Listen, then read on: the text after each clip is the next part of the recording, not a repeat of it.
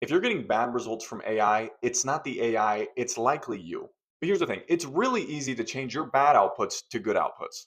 All right, so this concept I'm referring to is prompt engineering. And prompt engineering is really just a fancy way of saying this is how to talk to AI to get the best results. All right, so what do most people get wrong about this? The reason why it's the fault of most people rather than the AI is they approach AI with a half-baked thought. It's really easy to just throw out a super vague thought or a vague request and then get something kind of sloppy back. So while there is a 5-step process that I'll cover in a future video in terms of all the things you should have in your prompt that'll make it a better output, I actually want to talk about the part before we even get there, and that's organizing our thoughts with AI. And this is a concept I actually haven't seen any person talk about, not in the Google courses, not in the YouTube videos. This is something that I've been doing myself that I find to work incredibly well. And so there are two things that I've found to make the AI super productive, especially when you don't really know what you want yet. That is voice dictation and having the AI ask you questions. This is becoming a new normal, I've noticed, with some of the newer models, especially Claude, whereas before it would go hallucinate the areas that it didn't know for sure, but now it asks the user questions to fill in those gaps. But it doesn't always do this. So this is one of the things I do almost every time, especially if I'm building out an app, a SaaS, or just doing some complicated task that I need to workshop a bit further. And so what I literally do is I turn on voice dictation and I just speak my thoughts into Claude. And at the end of that kind of jumbled thought process, I tell it two things.